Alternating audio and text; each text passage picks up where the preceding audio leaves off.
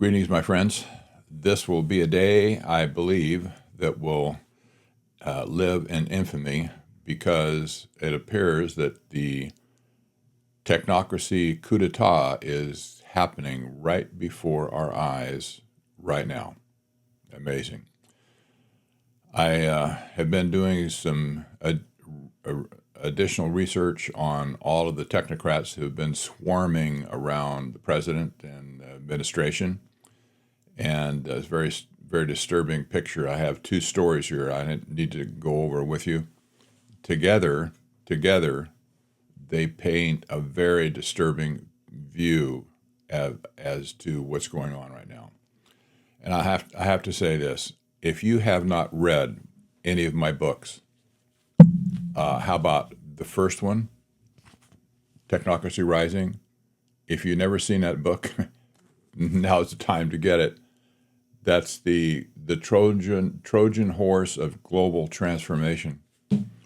And the next book you need to get your hands on is this one here, Technocracy, The Hard Road to World Order. Indeed, it's a hard road. And lastly, my last book is The Evil Twins of Technocracy and Transhumanism. Scary title, scary picture. If you can't really get your hands around what's going on today, it's all laid out in my books from A to Z. I'm going to be finishing up the boot camp, I hope, by the end of this month. If not, I'm just going to do it. I have to get it done at this point because people are hungry for this information. And what we see here, in any case, is this group of people who have apparently taken over our government, and all the president's men. Well, I got this article mostly from an AI program called Perplexity. It's an advanced service that combines multiple different models of AI. And I created a prompt. I wanted to have some specific information, but this platform, Perplexity, is basically like an advanced search engine that can go out into the internet and get tons and tons of stuff, bring it all together in a heartbeat, and then make sense out of it. Well, it is artificial intelligence. Okay, get over it for just a minute. This would have taken me probably 2 weeks to try and find all these articles that were out there on the internet. So this kind of accelerated my research here. However, here's my prompt that I put into this system. List all the people who are from the tech sector and who are considered technocrats and who have been appointed by Donald Trump in 2025. Include informal advisors like Mark Andreessen, Peter Thiel, and anybody who has been mentored by Thiel or who was a member of the PayPal mafia. Are there any shared objectives by these technocrats? That was the prompt. I'm going to show you what it concluded. So, number one, full disclosure, this article was written by Perplexity. However, I reviewed all of the facts in it, and I couldn't find anything that was off base at all. Here's what is said at the end. As these technocrats consolidate power, the long-term implications for regulatory integrity and public trust in governance remain deeply uncertain. That's right. The analysis concludes their shared objectives. Now, this is important because these people apparently are operating as a pack, not in individual people, but as a pack. The technocrats are operating as a pack. This was basically what happened in 1932 as well. But they're working together for a common objective, and it's not our objectives. They're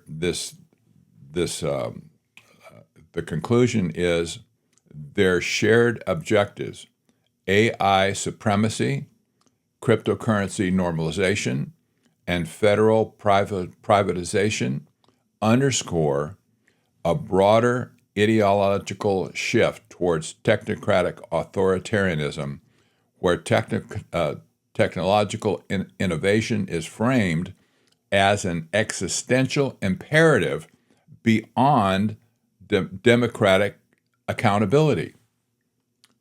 Let that sink in. This is not what the populist movement ever wanted in the first place. But okay, we need to read the article.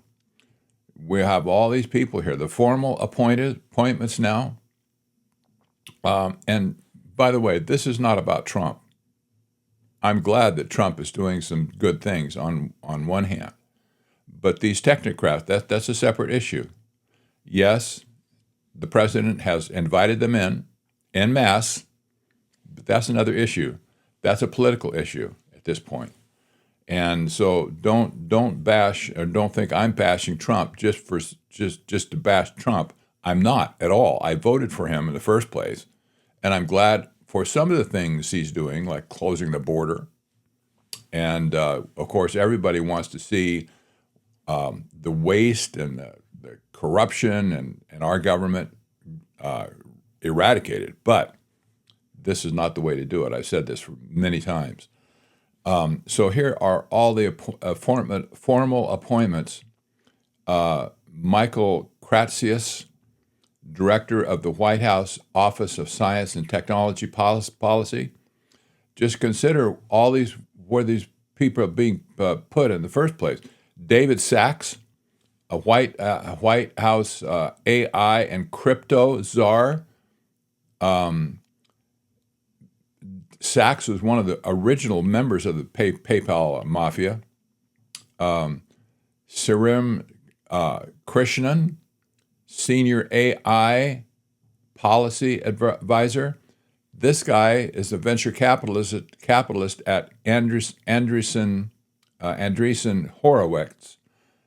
We'll see Andreessen below.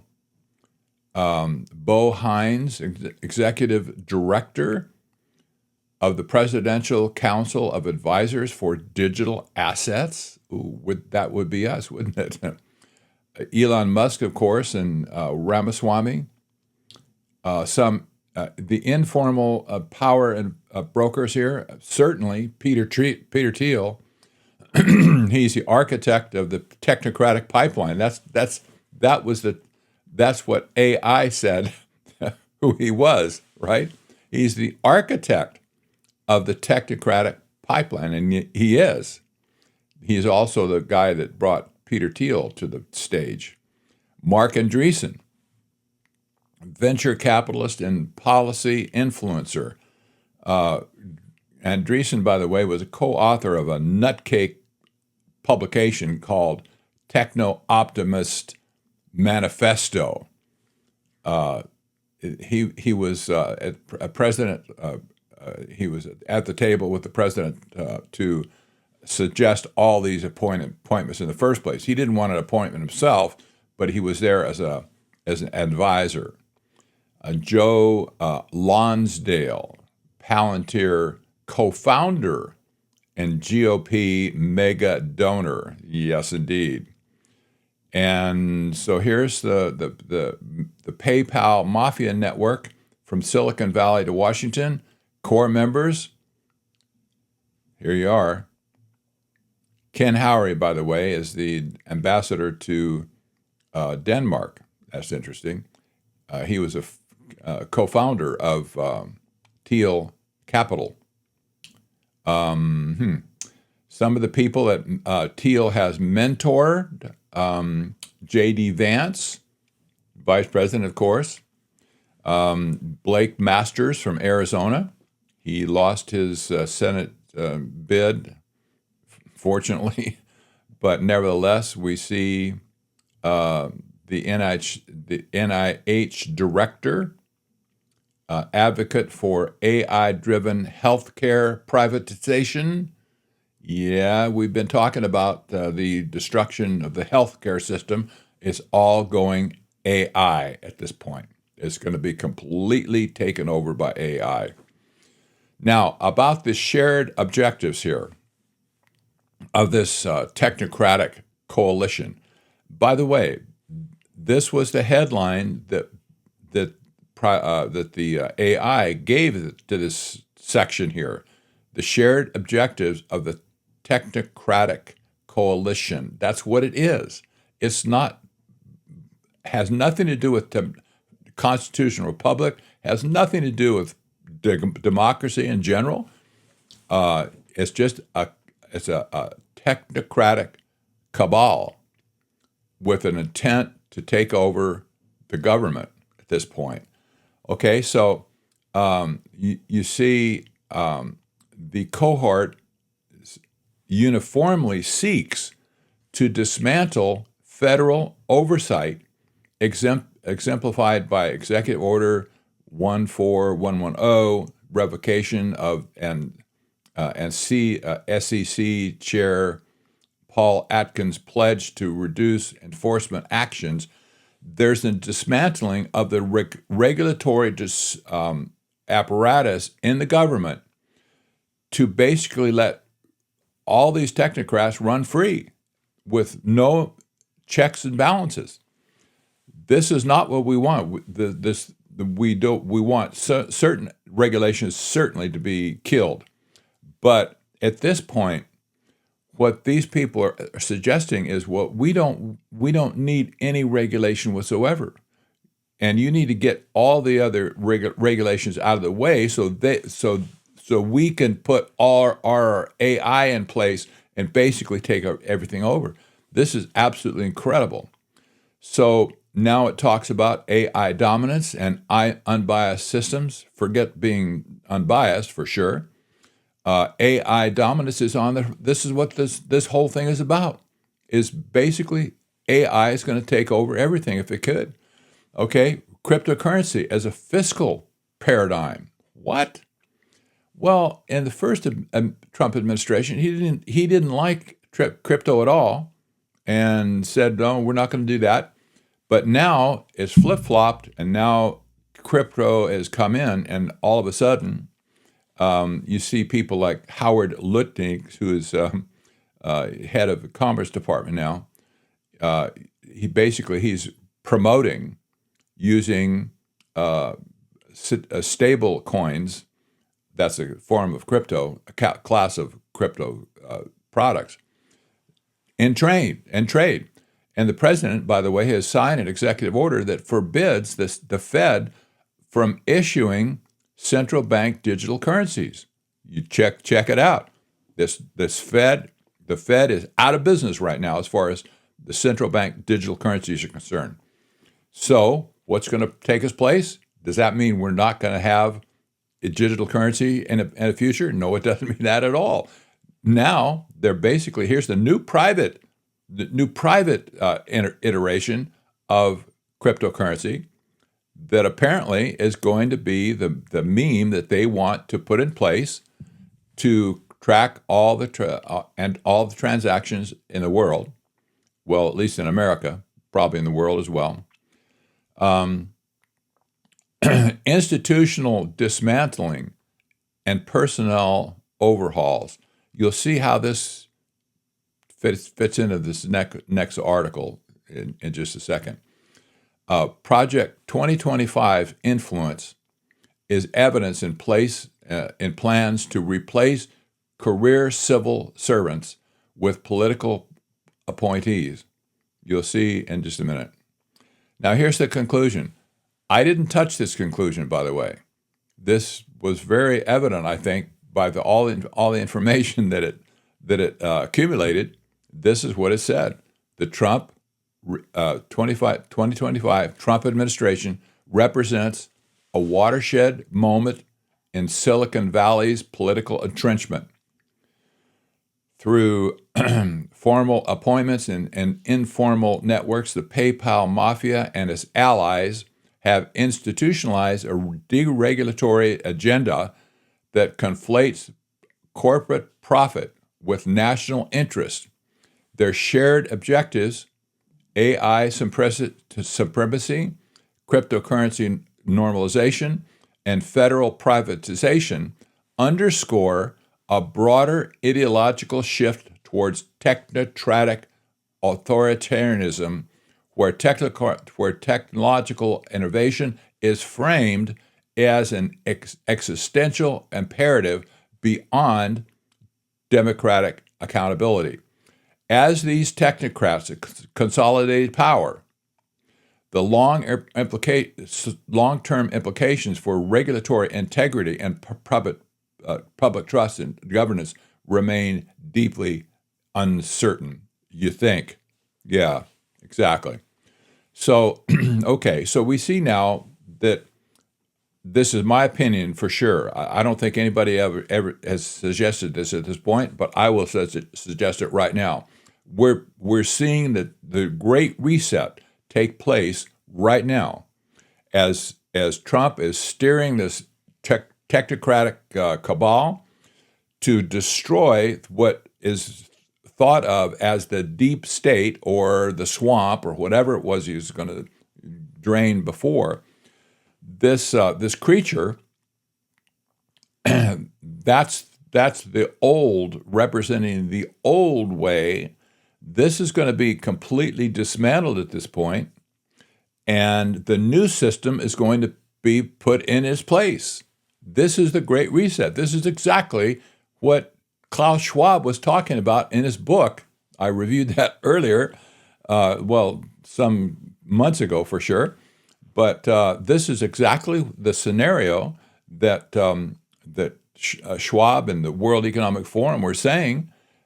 Okay, so get a picture here. What's going on? The Great Reset is on us right now.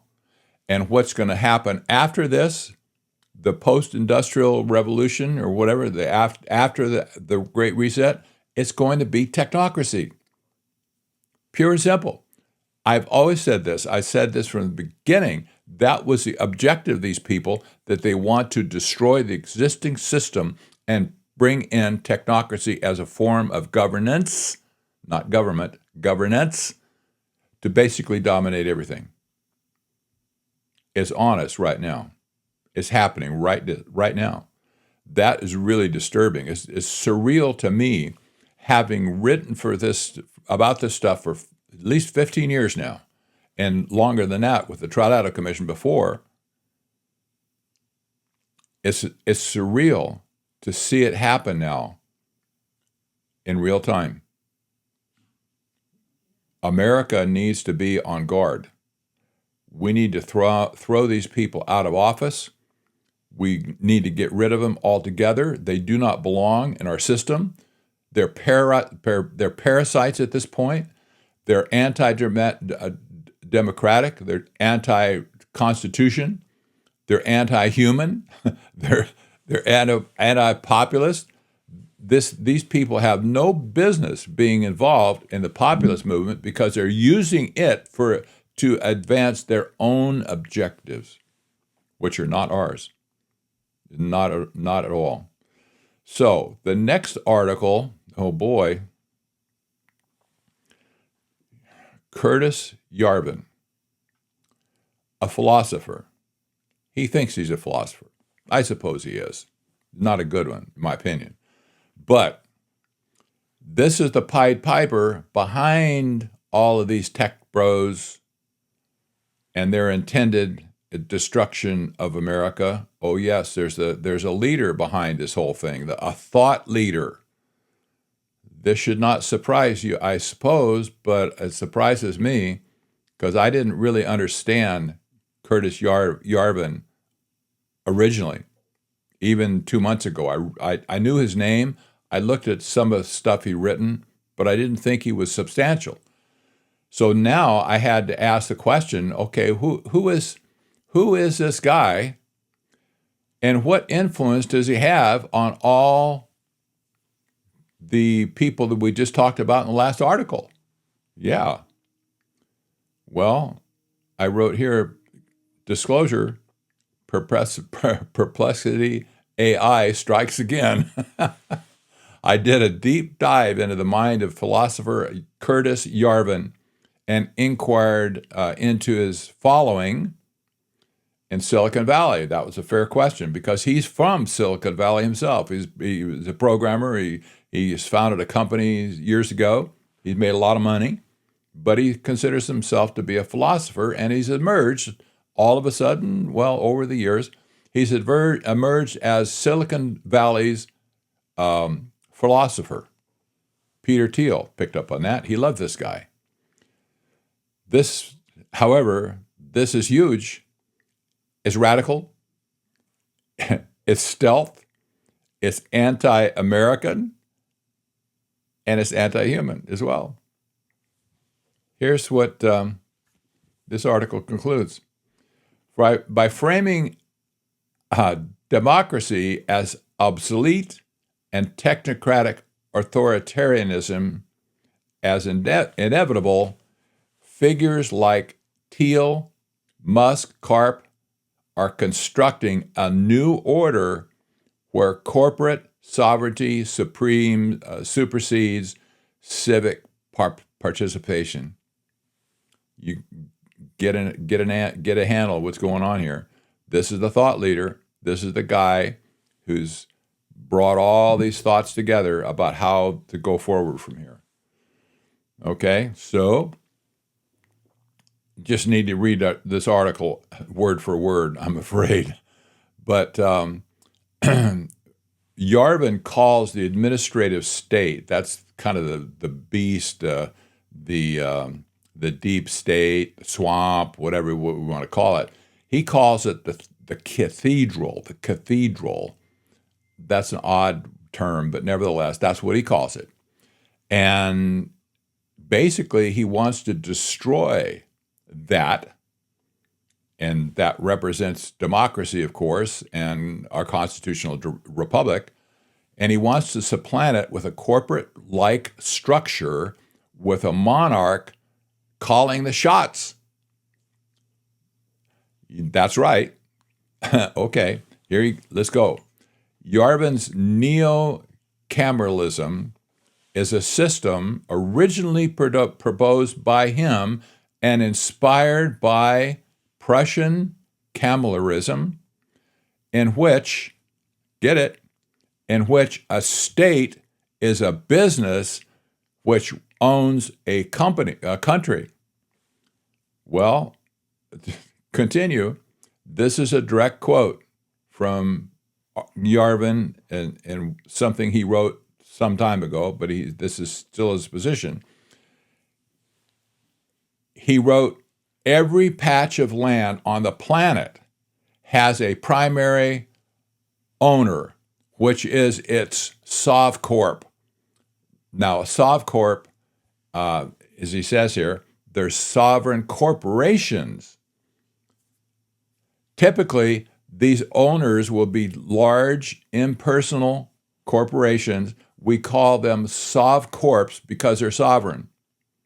You are sovereign if you have the power to render any plausible attack on your primary property by any other sovereign power unprofitable. So this basically, he's rearranging the structure of the world to not have nation states, no, but now have sovereign corporations who own states as their pet projects or whatever, and they control the state from top to bottom using AI and scientific dictatorship. This is kind of an interesting twist, and it's totally in line with technocracy. But the run-of-the-mill populace in America has no idea what's going on, my friends. They don't have a clue. We've been hoodwinked. We've been flim-flammed. What's another word that I could use, a phrase? They're crazy. Curtis Yarvin, the tech bro philosopher, known by his pseudonym Mencius Moldbug, has emerged as a pivotal intellectual force shaping the intellectual contours of Silicon Valley's power elite. His critiques of democracy, advocacy for technocratic authoritarianism, and vision of a corporate-led monarchy have resonated with influential people like Peter Thiel, Alex Karp, Elon Musk, David Sachs, Mark Andreessen, and tech bros in general. This report examines how his ideas have permeated Silicon Valley's corporate strategies, political alliances, and broader social technical visions,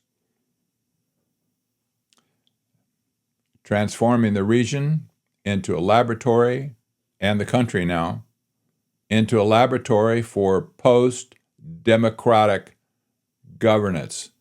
Can you see beyond the Great Reset here where we're going? Post-democracy, post-republic, post-whatever. That's the Great Reset. When you get past what was and you implement what's coming, that's what this is all about. Wow.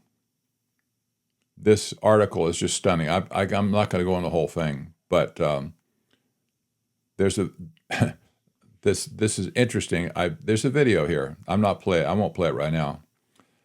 You have to listen to this guy. He's absolutely off the wall, in my opinion.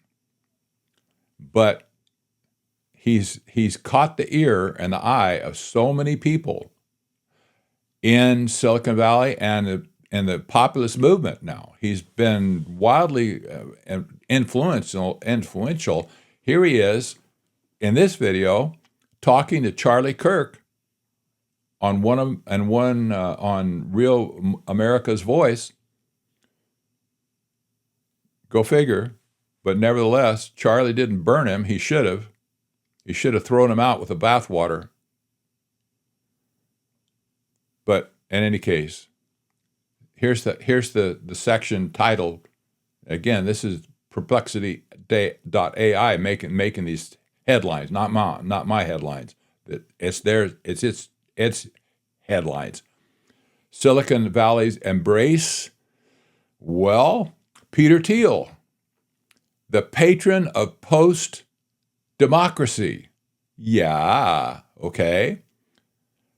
Peter Thiel, we know who he is, right? He's been Yarvin's most influential patron, funding the startup Telon and integrating neo-reactionary ideas into Silicon Valley's ethos. Thiel's 2009 assertion that freedom and democracy are incompatible mirrors Yarvin's anti-egalitarian worldview, framing technocracy as the antidote to democratic chaos. Oh, yeah. Alex Karp. Data as a tool of sovereignty.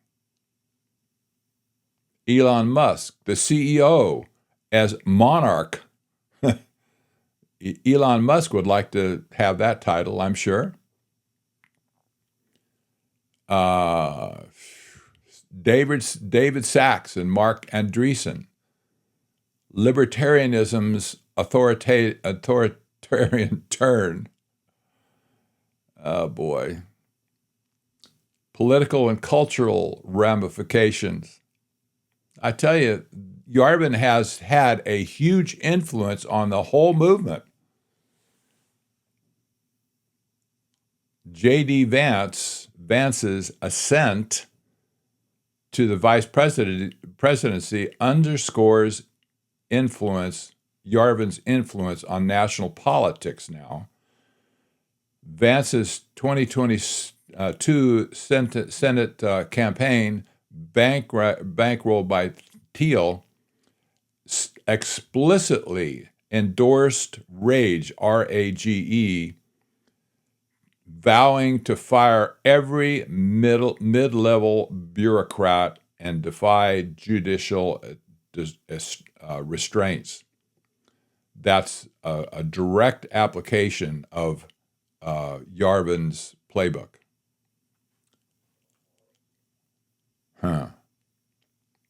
Silicon Valley's nerd Reich. That's clever. Critics warn, I had to look this up independently to see what it really is a thing. Some critics are calling it the nerd Reich, not Third Reich, but the nerd Reich. Critics warn that Yarvin's ideology has birthed a nerd Reich, a coalition of tech oligarchs seeking to replace democratic governance with algorithmic control. This movement merges Thiel's neo-reactionary politics, Musk's industrial autocracy, and Karp's surveillance system, framing Silicon Valley as the vanguard of a post-liberal order. Indeed, great reset. The convergence of venture capital and far-right politics, exemplified by Trump's Silicon Valley donor base, they gave a lot of money this election, signals a broader realignment of tech capital towards authoritarianism. Critiques and contradictions. Conclusion. This is important. Curtis Yarvin's philosophy has provided Silicon Valley's elite with an intellectual framework to rationalize their growing political power. By framing democracy as obsolete, and this isn't this what the message is coming out from all these people, the tech bros that are in the government right now? They say basically saying that it's over, folks. We can never ever go back to normal, whatever normal was before. We can't go back there again because the thing will get corrupted again and be right back where we are right now. So basically, they're saying, well, it's over. Democracy, forget it. It's not going to work. So they're framing democracy as obsolete, and technocratic authoritarianism is inevitable. Figures like Thiel, Musk, Karp are constructing a new order. Get that phase? A new order where corporate sovereignty supersedes civic participation.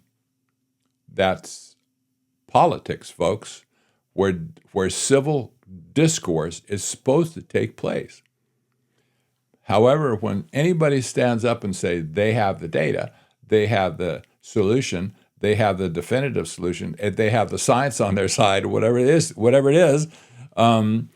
a group who could stand up and say such a thing,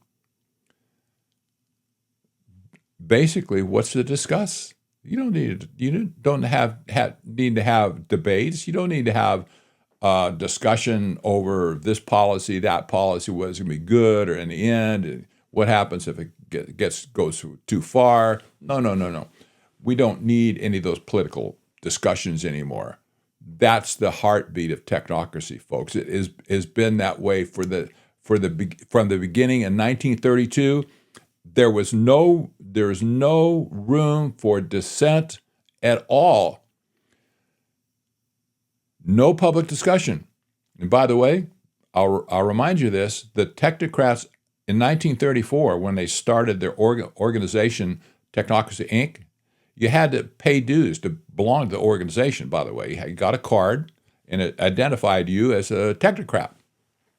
Go figure, but that's the way it was. So it was a membership organization. Do you know who could not be a member of the Technocracy, Inc.? No politician. They would not allow any politician to join their organization. Period. Just excluded them. Say, you people, you're useless. We don't want any part of you.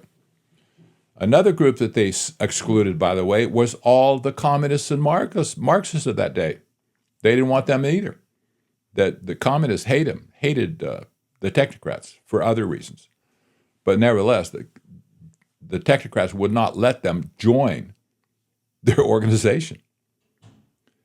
By the way, you see this antipathy right now from these technocrats in this era.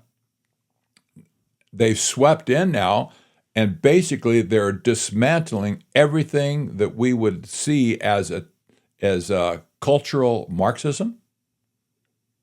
It's out right now. It's on the way out because these people are going to shove it out, basically, and technocracy is going to take over. There's no room for There's no room for socialism. There's no room for Marxism or communism at this point. They're all going to be thrown under the bus. And the last group that's going to be thrown under the bus, by the way, are the politicians themselves. I hate to say that, but this is where it's headed. You know, the technocrats in 1932, they wanted FDR to declare himself dictator so that he could just get rid of Congress altogether and just appoint technocrats top to bottom to run our country. That's what they wanted to do. This is just as radical as that. But now they figured out, well, they can use the political structure to get the leverage to get hold of everything else. Really, folks, we're in big trouble here. We need to face the music, I'm afraid. I'm probably the only person in the world who really has brought technocracy to the table in the first place to discuss it. I've been doing that now for 15 years. My first book came out over 10 years ago. That was that was this one right here, Technocracy Rising, and I laid it all out exactly. I laid it out, said exactly what had to happen, and how it's going to happen, and now it's upon us. And isn't it interesting? It's not we're not being led into this by a Democrat left wing whatever administration. This will be riding in on the back of a conservative administration. The technocrats, they have said for so many years, we've observed this since 1973. They don't care who is in power. They'll use that entity, whatever it is, liberal or otherwise, conservative. They'll use anything they can get their hands on to achieve their objectives.